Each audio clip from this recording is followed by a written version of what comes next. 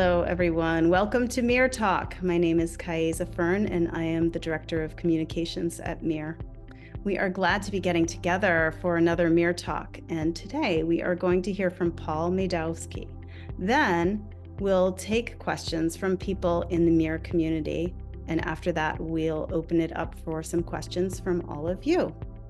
Before we get started, I do want to mention that MEER is going to be celebrating 3 years of operating as a nonprofit under social and environmental entrepreneurs.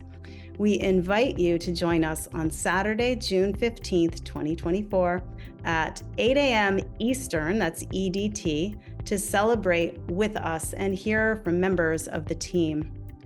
We wouldn't be celebrating without your ongoing support. If you haven't donated already and you'd like to, we really appreciate your donations to our efforts to cool the planet. You can go to meer.org/donate. And thank you so much for contributing. You can also write to info@meer.org to be in touch. Okay, let me tell you about our guest speaker. Paul Maidowski studied international relations in Dresden, Beijing, and Boston, and worked in international climate negotiations and renewable energies. He currently explores the climate mitigation potential of bamboo for future worlds with elevated atmospheric carbon concentrations. If anybody has any questions that come up while Paul is presenting, please send them to co-host Barbara in the chat. Okay, Paul, we're really grateful that you could join us today, and we'd love to hear what you have to say. Thank you so much. It's been an inspiration to follow the MEER project for the last couple of years, and my current thinking on climate mitigation and especially bamboo. However it came about is actually, I didn't really track how the idea came out. I think sometimes ideas just speak for themselves. Is quite influenced by the MEER project. I think the original mirror-based heat mitigation idea really spoke to me, and I think the physics, however they are evolving, our understanding of the physics is evolving, is applicable also to other topics. And I think bamboo happens to be something of a biological equivalent that might have the potential to reach similar global impact and certainly local impact. So that's what I'm looking into. With the design thinking of the MEER project in mind, I'm looking at bamboo from a social tipping point perspective. The question I was asking myself really is, however we want to address climate change as probably humanity's greatest challenge in at least many generations, maybe ever. If we talk about the physical world, it's quite easy. Many natural or physical scientists focus on that aspect of the world, engineers and many other qualified people. The society and especially the social political dynamics oftentimes do not reach the same scientific standards. So that's what I'm quite curious about addressing with bamboo, because you can use physical or biological science rigor and even experiment designs as economists, agricultural researchers might do in small fields and in their own small fields, essentially academic fields and actually physical fields, so you can measure experiments. But I think bamboo, because it grows maybe 30 times faster than trees, than natural forest, has the potential to really be affected by policy, which is otherwise in the climate field, even in renewables, quite a challenge and probably impossible in almost every field.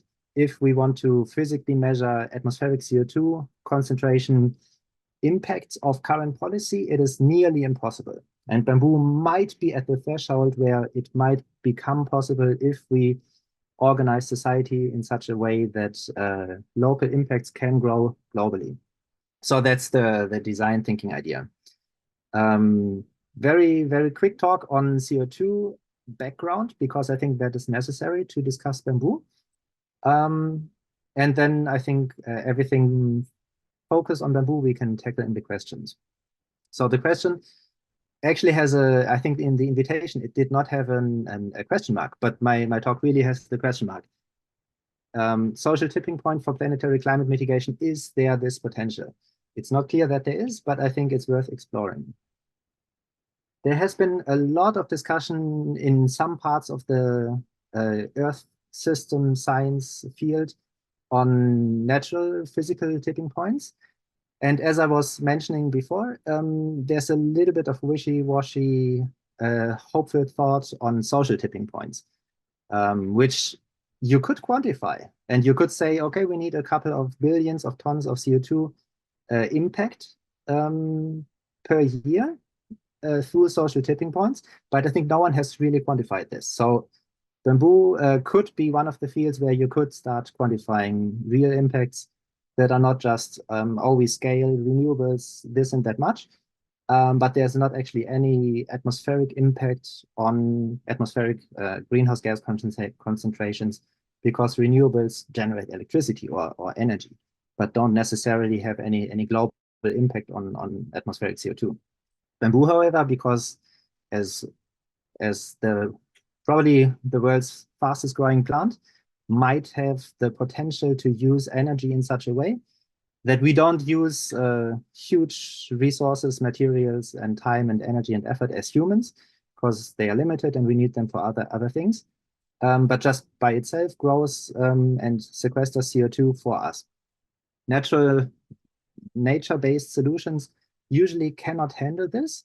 And I think Mia, Dr. Yetao, has been discussing this at length, so I left this out of the talk. But natural forest cannot grow as fast as would be necessary. However, bamboo, if you plant it and actively manage it, grows maybe 30 times faster than trees overall in terms of CO2 concentration or CO2 sequestered. So this might reach the threshold necessary to have global impacts. Global impacts you could measure. We are currently at levels of 530 plus ppm CO2 equivalent, and even just CO2, 422 or so parts per million in the atmosphere. So if you take the 530 ppm value, we are essentially already 25 million years in the past, and fast heading back to maybe 32 million years in the past at the start of the Miocene, when global surface temperature of the Earth on average was 4 to 10 degrees Celsius warmer than today. And of course, this will take many decades to centuries to materialize, but any heat and atmospheric CO2 discussion, I think, needs this kind of historical perspective. And usually in policymaking, this is not mentioned because there's no way to take so much CO2 out of the atmosphere. However, first experiments in Italy that I will show at the end show even in temperate regions, so even in Europe and large parts of the developed world, which kind of we speak for, even in Europe, where bamboo is not native and only used in private gardens or as ornament, you could sequester 200 tons of CO2 per hectare per year. And if you take this timber-like material, so really used for construction, and keep the houses made from bamboo for maybe a century or so, you could start having a huge impact if you plant millions of hectares of CO2 of bamboo. Millions of hectares in Germany alone would sequester all our CO2 emissions every year. And if these plantations are actively managed, you can imagine, I'm a political scientist. I look at all of this essentially from an interdisciplinary or a political perspective. That would be fundamentally transforming the global economy, employment opportunities for millions of people. the skills to build houses not from concrete or from bamboo-based bio-concrete, where maybe 10 to 30% of bamboo can be added, similar bamboo-based plastics, and so on and so on. So essentially, you could use bamboo in large part of human civilization, as indigenous populations have forever been using them in parts of the world. And this is the climate potential that I think merits attention. You need this global perspective on atmospheric CO2, I think, because otherwise the discussion very quickly is dominated by biologists who are used to talking about invasive species and so on, which relevant perspectives, sure. But our comparable really is kind of the end of the world as we know it, and fundamental change in all parts of the Earth system. If we really go back all the way to 600, 700 ppm CO2, the world will not look like we are used to it. There might be a potential to at least slow this ascent or even take down some of the CO2 if we really grow bamboo and other plants, of course, but they should be similar to bamboo in their potential. And if this potential can be organized in society, I think we might have a shot of avoiding climate breakdown. This would be quite the challenge, but I think it's quite a powerful opportunity to have a concrete idea for actually changing global dynamics. In almost every other field in the climate discussion, you don't even reach a fraction of this impact potentially. That's the same graph seen with the same ascent to the Miocene. We are somewhere close to the border of 16 to 32 million years in the past. And current climate policy, of course, doesn't address this, but if we were based on quantitative evidence-based policy, as we should, or as in the future at some point we will, then this would be the basis of all climate discussion. I always have the links on the bottom of each page, so any student or anyone who wants to work with these papers can find them. CO2, originally in 2016-17, started with this discussion of the global carbon law by physicists. And as a political scientist, this has always inspired and a little bit enraged me, because none of these discussions are remotely political science, law, or even sociology based.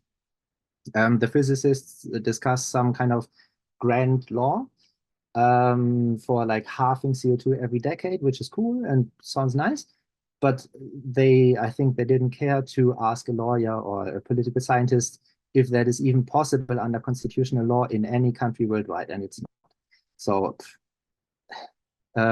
my perspective here is, I was looking for actually many years for something like bamboo, where you can show a global potential if you grow enough, if it makes sense energetically, and for plants it does, for investing energy and materials for drawing down CO2 from the air capture, for example, it would not make sense because we don't have that energy and these materials at scale.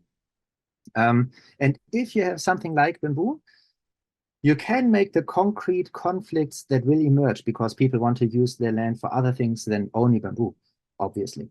Kind of imaginable to the average person on the street. And that is when I think, we move from the abstract model-based discussion that no one really cares about if they don't really care about science, to the real world climate discussion in society that we will have to have. So I see bamboo essentially as a social tool to change the discussion on climate change, and really as an example to change how we think about the physical world and how our impact of the world could be entirely different if we just imagine how past civilizations lived, and how in the future we might use some kind of high-tech version that approaches us to sustainable levels of, call it an ecological civilization. Very well discussed was this idea in what they call the European Bauhaus. So similar to the Bauhaus movement of the 20th century, European Bauhaus would be a climate equivalent of this. And this really got me into the bamboo field because timber and forest-based options are just way too slow. You could not build the world's cities from timber alone because it would just not grow fast enough. With bamboo, there might be potential because one field of bamboo, if we go to the last slide, here social tipping points for planetary climate mitigation emphasized because it really is up to society. Usually that's just a saying in discussions where the individual cannot make any difference, but for bamboo, you can simply order some seeds online, start growing a few hundred or a few thousand bamboo plants, and then go to some local farmer and start planting bamboo. And after 4 or 5 years, you will have professional grade fiber, essentially, if they are well grown, that could be sold on the marketplace if you're good and if you have decent land. For timber, this would take decades, many decades, potentially for high quality wood. Bamboo, you could essentially take out some part, 10 to 30% of the field every year, and start really growing our world's cities from ecological materials. Supposedly, this works. This is a picture from Taiwan, where the climate impacts already are visible over the last 6-7 years, exactly like climate science tells us. And I heard this from a farmer who has never read a climate paper, I think, but he observed exactly what we've been seeing in the papers in real life, with the nature fundamentally changing because Taiwan at this elevation and at this spot in the middle of the country is exactly between the tropical to subtropical cells. Apologies. And you see the northward expansion of the subtropical and tropical cells in real life. And they grow the indigenous population bamboo whenever they move. The first thing they do is plant a few bamboos because they use it for almost everything in life, because it's the same functionality as wood, but very light and easy to carry.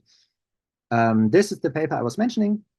Supposedly, they have 275 tons of CO2 sequestered per year per hectare in Italy, which is quite extraordinary. This would be quite high. Most estimates in the literature are much lower because they don't look at the underground sequestration usually.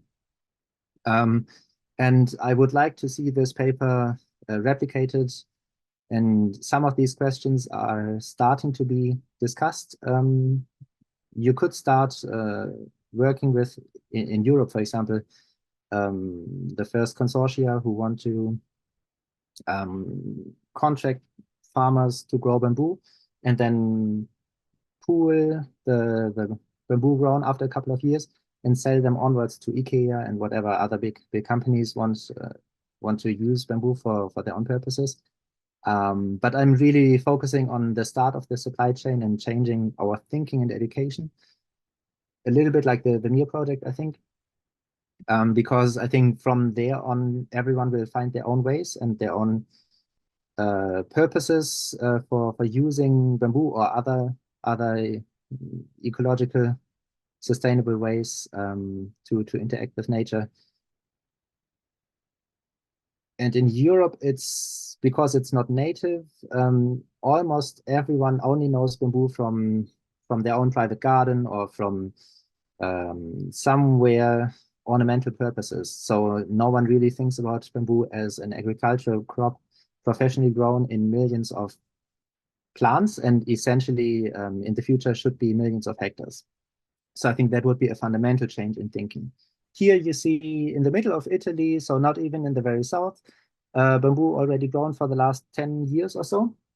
And apparently 1,000 hectares are under contract there, oftentimes by kind of amateurs who love bamboo, but you know farmers, or if you know farmers, most of them don't actually care much. Like, of course, they are committed, but they need a business case. And I think this would be the addition or the change on my thinking from the early MEER days, for really changing people's actions in the world and people's thinking. I think you also always need a business case that kind of either helps people here and now, or is at least graspable, within reach for them, cognitively and physically, so they can actually walk through the bamboo forest and sit down on a bench and kind of enjoy the noise of the movement above head.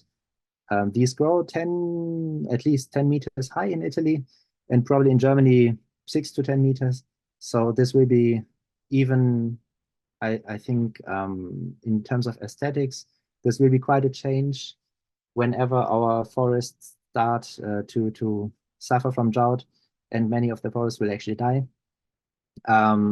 This is one of the plants that can save us a lot of trouble. You can also eat the shoots, obviously. So maybe not obviously, but you can eat the shoots. So they can be grown as perennial food, even to alleviate any kind of food shortages we might get in the future. I think that's it.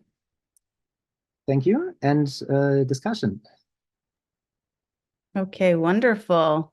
Well, thank you, Paul. We are now going to bring on somebody from the MEER team, a couple of people from the MEER team, to ask questions. And just a reminder that anybody in the audience can send questions to Barbara, co-host, in the chat. So first, we would like to welcome Pratmesh from our MEER India team. Pratmesh Yemul is a second-year environmental science student at Fergusson College in Pune, India. Pratmesh's father's passion working in wastewater treatment with water and also in the environmental fields inspired him to pursue a career in this area. Currently, he's involved in projects like MEER, making a difference by learning and contributing. Pratmesh has already worked in fields such as climate change, environmental impact assessment, and wastewater treatment, and has gained a lot of knowledge. So the MEER opportunity under Dr. Tao is another way. And I just want to say we're so grateful for your work, Pratmesh, in India. So go ahead with your questions. Yeah, thank you, Kaiser. Hello, Paul. My question is that if bamboo has the potential to revolutionize, why it isn't being scaled on, why is it not being scaled on a large scale? And secondly, it is that why people in our industry don't talk about it much. That's a great question, of course.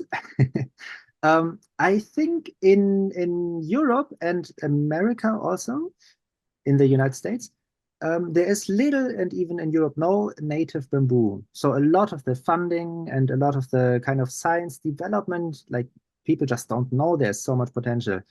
And it looks, on the surface, it looks like a forest, right? But it grows like a grass. So if you take out 1/3 even per year, it will keep growing like this.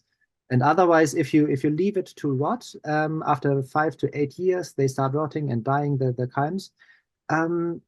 It will lose its efficiency, and actually the climate impact will be almost negligible. Like, it is not very good for the climate. It really needs management. And if you read the academic literature, even in Asia, where it's much more known, like South Asia, of course, but also East Asia, I think the scientists always say, like, hey, people, please make a business case out of it. Why it's not used? I think it's not economic yet. There has been not much research. India is actually leading along with China for genomic research and some of the basics.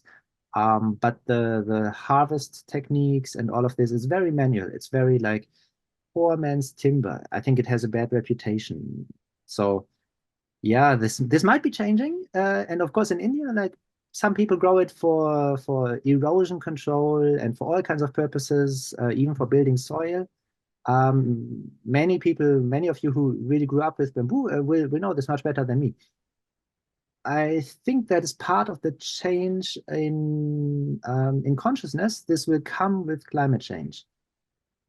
So I'm quite like not even optimistic or hopeful. I think like it's just a fact. Like within years, maybe decades, bamboo, just because it grows so fast, will kind of be grown at scale. But if we are active and if we use it in the right way, we could actually help ourselves a lot. I think that's part of it. My last question is a follow-up question on this. As you said, it could be used by us. So my question is, how would our organization use bamboo in climate mitigation or building adaptations? Um, what I saw on pictures, I have not been actively like involved with you guys. I'm sorry. Parts of the cities in, I'm not sure about India, but in Africa, are, for example, on coasts, so they are losing mangroves. They would need to regrow mangroves, for example, or they are suffering from excess heat and need some kind of cooling techniques. And roof changes are fine, of course, but you can actually fundamentally change the heat perception in hot temperatures if you grow bamboo on the streets as shade for photo respiration. For mangroves, you can stick the bamboo poles if you grow them locally, and that they are super cheap. Stick them in the ground to regrow your mangroves, and this is not possible with other materials. If you don't have timber, because it's expensive, and steel or plastic will degrade in a bad way. Concrete is not well usable. These kinds of usages, they are very local, like individual inhabitants even, or engineers will know this much better. And because you mentioned the wastewater techniques, you can use bamboo as I have to look up the name, photosanitation, like for recovering degraded soils where a lot of poisons or other chemicals leached into the ground. And bamboo can take this up. Yeah, thank you so much. That's it from my side. Okay, thank you, Prathamesh. We're going to bring on Mark Milne now. Mark is a volunteer at MEER working on special assignments, including our Freetown project. He studied philosophy and works in Zurich, in Switzerland, in renewable energy. Hi. Hey, Paul. Thanks for being here for this talk. I had two questions. One is probably a simple one. If I imagine this is something that's been covered in the research that you've looked at with regarding bamboo and bamboo growth. Is bamboo, so you're pointing out how bamboo is grows very quickly. Is it particularly thirsty? Does it absorb more water than competing plants, vegetation? I'm actually very curious about this. They say if you grow it commercially, like private gardens, different case. But if you grow it commercially, the first 1-2 years, you need to definitely water it. As soon as the rhizome is well developed, in many cases you would not need to water. So irrigation techniques could, like if you don't have them, you might save some money as a farmer. But honestly, I'm not very convinced of this argument, because if you water it enough, and especially in the future when more erratic heat periods might come, bamboo will suffer probably as much as trees, because the rhizome really is only 30 centimeters or up to at most 50 centimeters deep. So it cannot get much water from the ground. When we were visiting Taiwan, traveling around a couple of weeks, it had not rained at all in the country, and all the trees were fine, obviously, but all the bamboos were brown. And I think they will survive, but you will economically, if you grow it as a farmer for economic success, because you need to survive, you will probably have better competition chances on the world market if you sell your bamboo, if you irrigate it properly. So I think the literature says, no, you don't have to, but I would prefer calculating that it's necessary. Okay. Yeah, that's always important, and I think an overlooked subject when people talk about planting trees.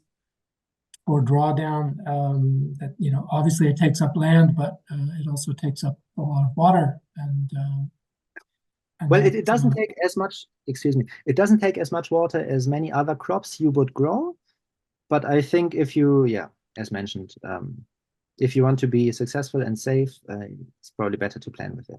Well, the idea is if you, for example, if you're starting forests where none had been before, because the idea with tree planting is always that we have so much carbon dioxide we need to draw down from the atmosphere that we need to build or develop very large forests that would most likely, in many places, you'd be talking about places where there isn't a forest already. So you're simply going to an area that doesn't have a natural irrigation system in place, and demanding that as you start planting things. So that's why I was thinking about the thirstiness issue of this fast growing plant. Yeah. The second question is unrelated to this. I'm just wondering, so you've studied climate policy quite a bit, and you know, MEER exists in large part because drawdown and emissions reductions will only go so far with dealing with this problem, and they're quite slow. And especially we see this sticky problem of reducing the use of energy.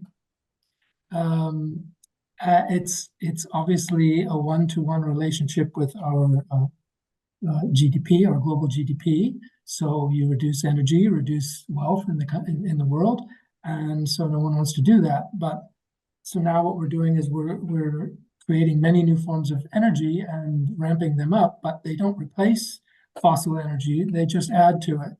And so in the policy discussions that you may have been privy to, are people actually paying attention to this, or is it sort of a taboo subject?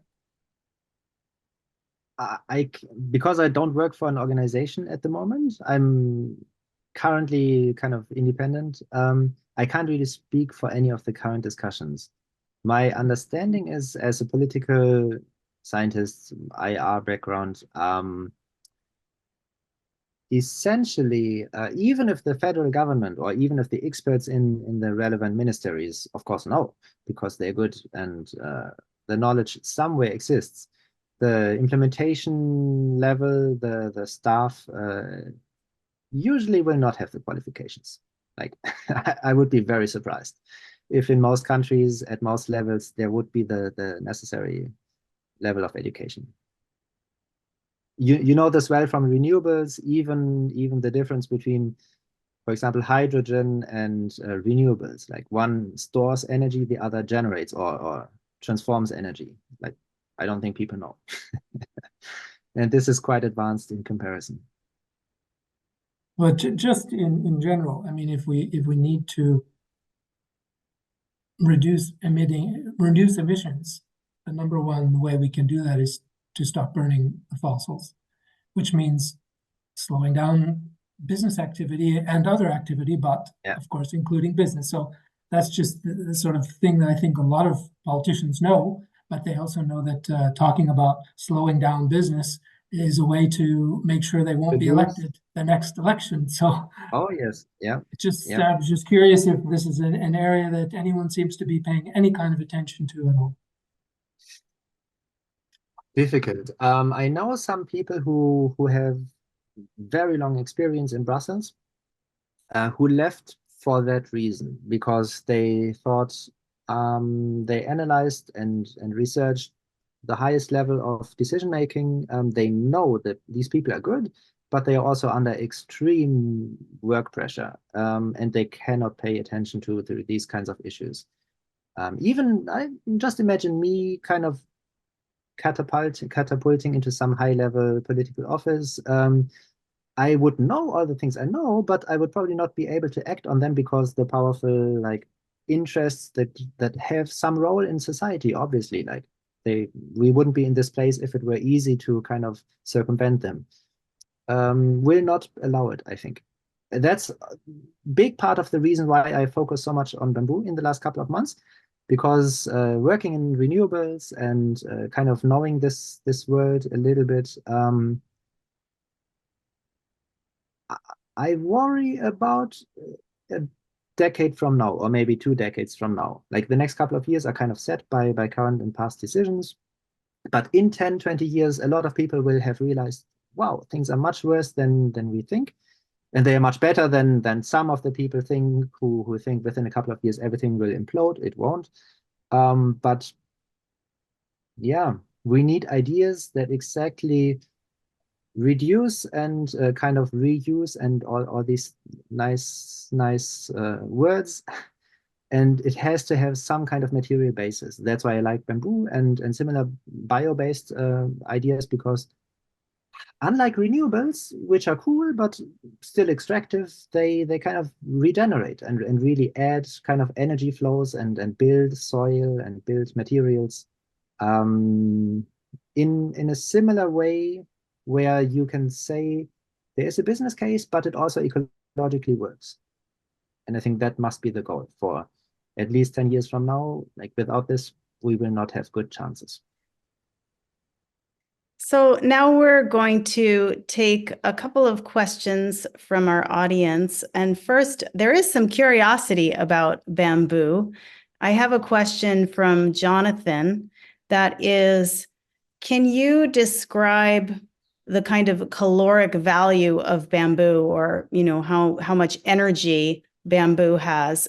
He says, hungry people in the future will want to expand their muscle energy with an effective return on calories from the crops that they grow.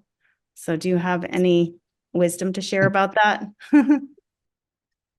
Apologies, I cannot speak for that specific question. For caloric or for energy questions, I would really focus on the energy contained in the rhizome, in the culms, in the leaves. So, for example, you can boil the leaves for tea, just for fun. But you can also feed the leaves to animals. So similar to corn or to other grasses that are currently grown to feed animals, you can do the same with bamboo. But not 100%, maybe 10 to 30% or so of their food can be from bamboo leaves. Humans, we can eat the shoots, and I bought something like 10,000 seeds, and am growing them in the garden here. So I hope not too many, but at least a few hundred bamboo plants, which eventually will be 10 meters high.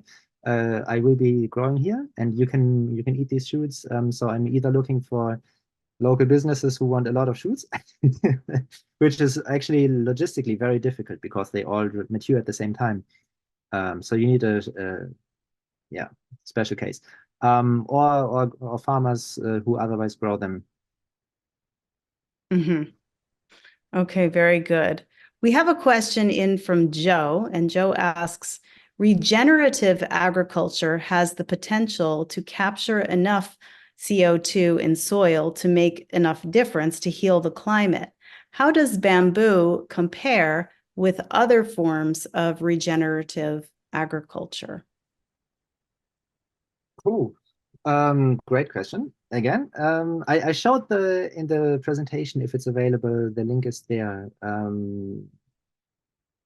Research in Italy shows mixed forest growing, so other crops fine, but even forest, which is quite calm and efficient.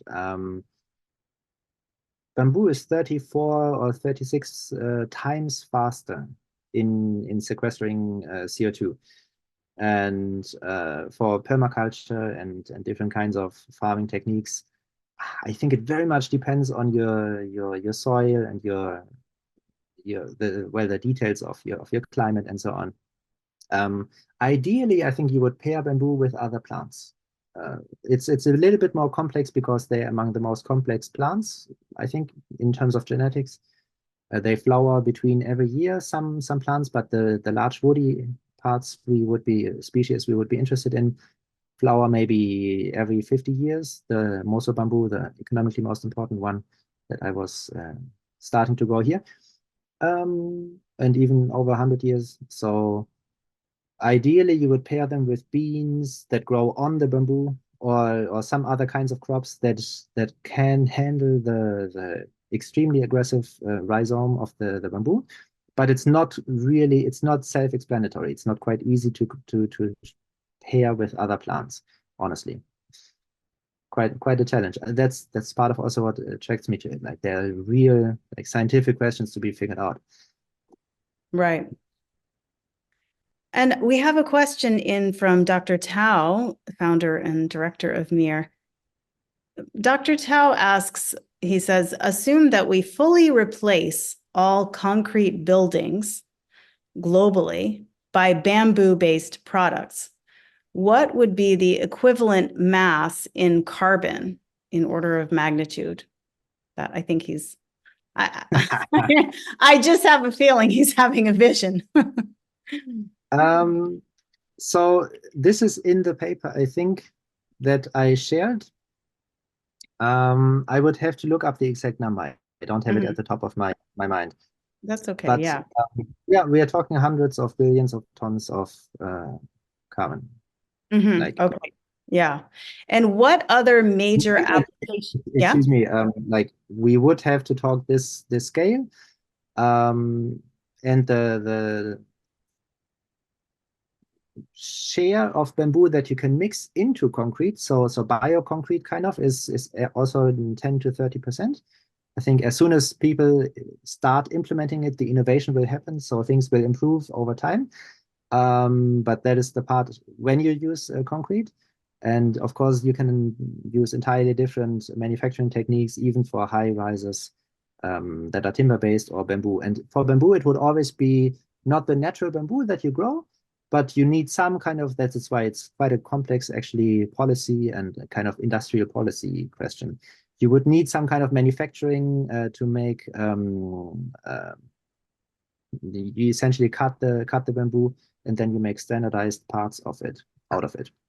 And then you can reach huge scales, because then you can actually industrialize the production. Otherwise, it is always handmade. So that's why also currently it's not done, because this kind of manufacturing just doesn't exist yet at scale. I see. Yeah. No, thank you for explaining that. What other major application areas, in your opinion, might serve as comparably significant dynamic sinks? Other than bamboo? Yeah. Well, the application areas, how else could we, we can replace buildings or mix the bamboo in with concrete, that kind of, how else can you see bamboo serving? So there are hundreds or even thousands of applications of bamboo. I have a lot of pictures of random things, and I didn't want to overload the presentation with this. Indigenous populations essentially use it for everything. But what I would really be interested in, which I think currently doesn't exist from a climate perspective, would be some kind of imagined pyramids like the Egyptians and Mayas and whoever built them, but from forest, from bamboo, from whatever materials that sequester CO2. Because we are currently talking about direct air capture and this kind of high-tech industrialized things, which I don't think will work energetically, material-wise, and so on, because also there's no business case. For bamboo, everything that has a business case will naturally be used, I think. But you could, on top of that, imagine some kind of religious, cultural, whatever usages.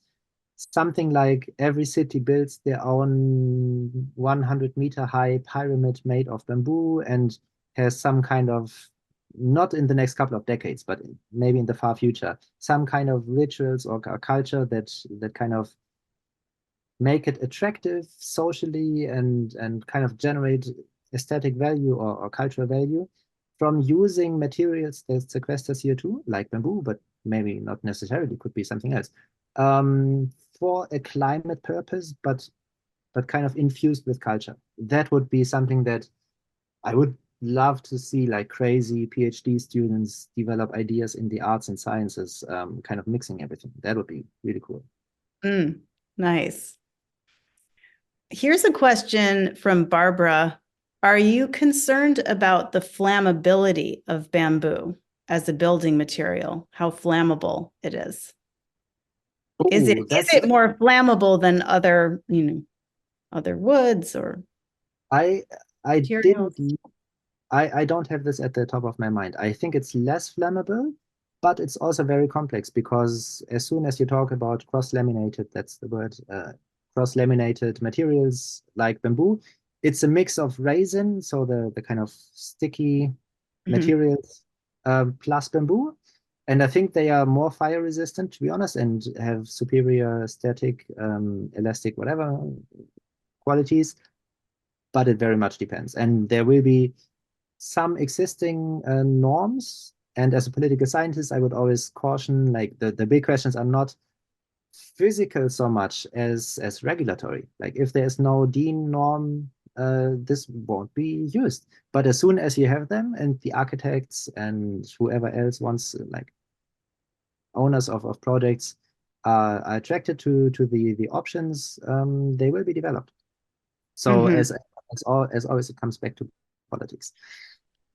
Right. Here's one other question. Planting millions of acres of bamboo outside its native range could have enormous impacts on ecosystems. How would you envision balancing native plants and creatures with bamboo plantations? Yeah, great question. I think that is at the top of everyone's mind. If you talk naturally to them about bamboo, like that is always what I get. Not even millions, but just like one bamboo.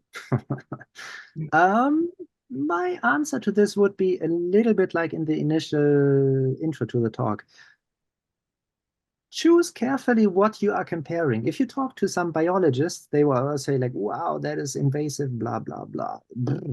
Your comparable is millions and millions and millions of acres of corn and other industrial farming practices with heavy pesticide use and heavy fertilizer use.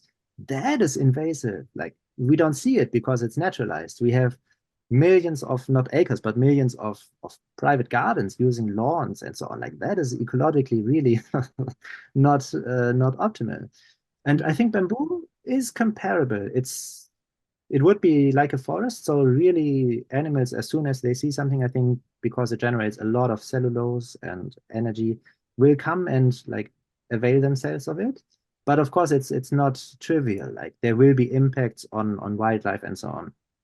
Ideally, you would use it in degraded lands to stop erosion, to regrow soils, and so on, which is cool. But someone needs to fund this because I don't think it necessarily has a business case. Everything that is commercially available, bamboo doesn't need much fertilizer, I think. Nitrogen, yes, because grass and some kind of additions, but not too much compared to most other plants that are used as crops. And of course, not much chemicals, not much, yeah. So I think the net effects on biodiversity and wildlife would be positive compared to current use, but it would be 10 meters high, more or less, on like many fields. This will be quite a change for people, which I quite like, because it makes really visible the scale of climate change, which otherwise is always like ignored. Right. Okay, I have one question for you that just is springing up from me. Did you get interest? Did you have a certain kind of relationship with, trees or wood or something that got you interested in, particularly in bamboo? And, do you have it around you in your life? More the opposite. Like, yes, my father grew up partly in Japan and Afghanistan. So I think I've always had some kind of like East Asian, whatever, like aesthetic around me a little bit. We always had some bamboo in gardens when we had some gardens growing up. But that's not like I did decades of climate activism without ever thinking about bamboo. But in the 90s, when I was like even preteen, like the climate protesters today, I was reading these typical books at the time who were talking about C3 and C4 plants. And that is, I left all of this genomic stuff out because too much, but Bamboo split from rice something like 40 million years ago and developed different species 32 million years ago. It is the world's most efficient C3 plant. So without a special protection for not losing too much water while doing photosynthesis and so on. Like most other efficient plants are C4. So that always was at the back of my mind. There are these differences. And I had zero contact for even decades with all of this stuff. But I worked in renewables. I've been focusing on climate science and the policy since the late 1990s. And nothing else works. I think bamboo, if I find something better, great. But so far, it's the best idea I've seen. That's why. Okay. Also, to be honest, I quite like the aesthetic. I used to live in China or study and work there, and you just have naturally around you bamboo, and at some point it just through osmosis or so enters your subconscious, I think. So I could imagine this from the start, and sometimes on Twitter I get feedback like, "Yeah, I grew up in Hawaii." Someone said, and I've been like, this idea works for me. Like I can totally see it. And other people who only know bamboo from like private gardens and not growing naturally might have more cognitive barriers to jump over. That's part of the challenge. Okay, great. Well, we have one final question for you, if that's okay. Thank you. It's been so interesting.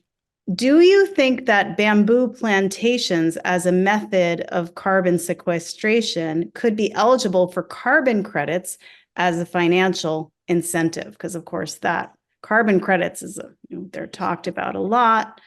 There are various methods that people are talking about, proposing. Yes, definitely. That's the business case. Not currently on the official carbon credit markets, because I think it's not accredited for whatever is necessary, but there are alternative voluntary ones that are used, and that is the business case for farmers at the moment. Actually, quite funny, 1 or 2 months ago, one of the agricultural magazines in Germany for farmers published a story by one of the several consortia looking for farmers who want to grow bamboo for them, and they will guarantee offtake prices and so on. Yeah, and all of this is funded by carbon credits at the moment. Wow. Okay, well, we want to thank you so much for coming to this MEERTALK today and helping us further our climate education. Everybody can find you, I believe, on X and I think Patreon as well. You can feel free to put your link into the chat for people to follow you and all your wonderful work. So thanks. Yeah, thanks again. Thank you so much. It's a little bit early. A month ago, I started the bamboo seed, a couple of thousands of seeds planted, like hundreds and hundreds per day. It's quite a work actually. And they are just starting to sprout. So 2 days ago, I had 30. Now I have over 100. So they are kind of doubling every couple of days. Wish me good luck. But anyone can do the same. It's like a couple of dozens of seeds cost under like €1 maybe. And it's quite fun to have actually something palpable in all these climate discussions, which otherwise are so abstract. Yes. Thank you so much for all you do. Wonderful. Well, thank you. You're inspiring us. At MEER, we're working to help educate the public while also developing a solution to the warming on the planet. We invite you to keep learning about Earth's energy imbalance and climate science on our website. We are a mostly volunteer staff, so please consider making a monthly donation of any amount if you've enjoyed being here and watching our MEERTALKs. You can also check out our YouTube channel and, of course, social media. If you found this talk interesting, please tell somebody else about MEERTALK. And we hope to see you again next month on Sunday, July 7th, when John Valent will be our guest speaker. So until then, take good care, everybody. Thanks for coming.